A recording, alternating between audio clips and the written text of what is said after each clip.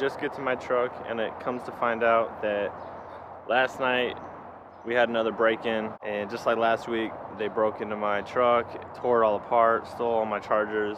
They stole a chainsaw from me, and today they got my keyhole,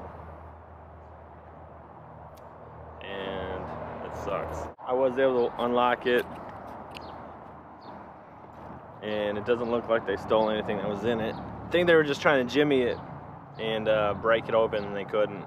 That sucks, because to get that key lock fixed, it's gonna be several $100s, and I'm already trying to catch up from a few bills from this winter. It's in God's hands. I know the Lord protects me, because it seems like I went around the truck and they didn't touch anything else, and a couple gunshots last night, but seems like at least everybody's safe.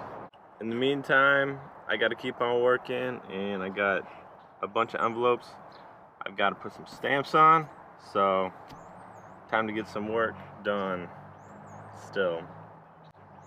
And I'm really trying to stay calm and just really let this go, because it's nothing I can do. It's out of my control. Looks like the police have just showed up, so I'm gonna go file my report.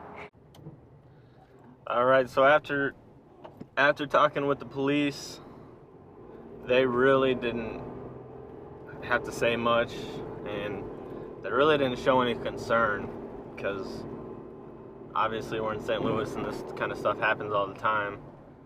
And so I did tell them, though, they need to start patrolling our alley and our streets a little bit more in our neighborhood now that it's getting warm. And you know, because I haven't seen them, you know, drive through in a while, and they need to start doing that, you know, a couple times a night at least, just driving by, taking a watch, you know, put a little fear in the criminals out there. And I know they're selling drugs a couple houses down. They sell heroin. So I really pray and hope that you know, things will continue to get better. So definitely lift us up in prayer, because we need it on my block. And the neighborhood is trying to turn around, but it seems like the devil just doesn't want it to, and he's trying to keep everybody victims and angry and mad. And I just pray against it all. And so please join us in prayer with that. And I was just thinking, like, what are some ways to really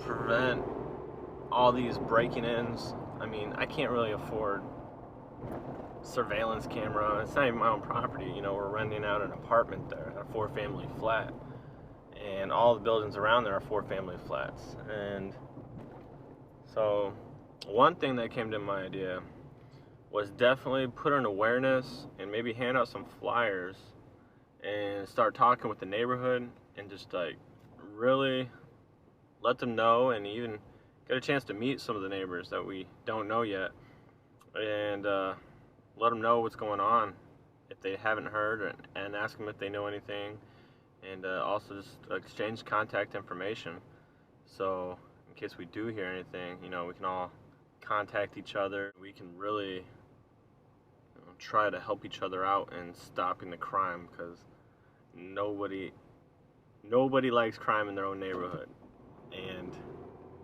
unless you're doing it, or unless you're a little gangster or drug addict who is part of the problem.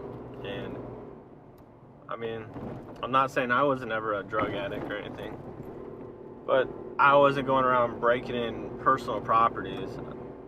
You know, I mean, I broke into businesses and I stole from like big box stores like Walmart and Target all the time. But I wasn't going out like robbing from people, you know, in my own neighborhood. That's low. That's as low as I think you could really get to causing, you know, crime and vandalism in your own backyard. And so I really also, through this, I hope to connect with the neighborhood a little bit, and to really help each other out, let them know that there are other people out there that care, and reach out in prayer as well, and let them know just who we stand on in Christ, and that we're out to love our neighborhood, love our brothers and sisters, love our neighbor as ourselves, and just be who Jesus called us to be, and you got to start in your own backyard, you got to start in your own neighborhood. And as well, with networking and as well as talking in my own neighborhood, I thought it'd be a good idea to possibly put some motion sensor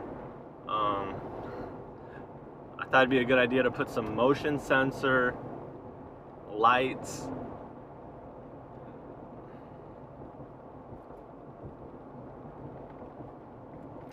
Also, another good idea I thought along with the networking, and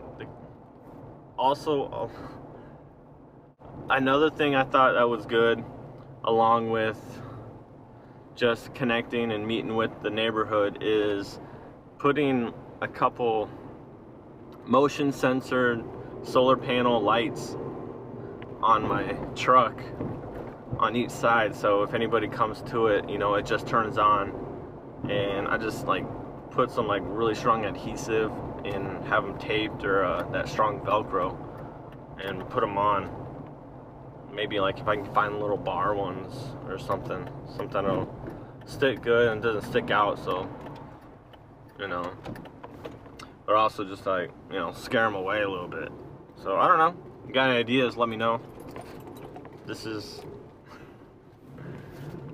man, this neighborhood, I swear, I hope this summer it gets better, but man, I know we're reaching crazy times, but our neighborhood seems to be looking better than it was last year. And from all the stories I heard from the old people that's been there for 5-10 years, that they said you couldn't even walk outside in the middle of the day. So I mean, a couple robberies here and there, it's obviously a lot better, but we're looking for zero tolerance. So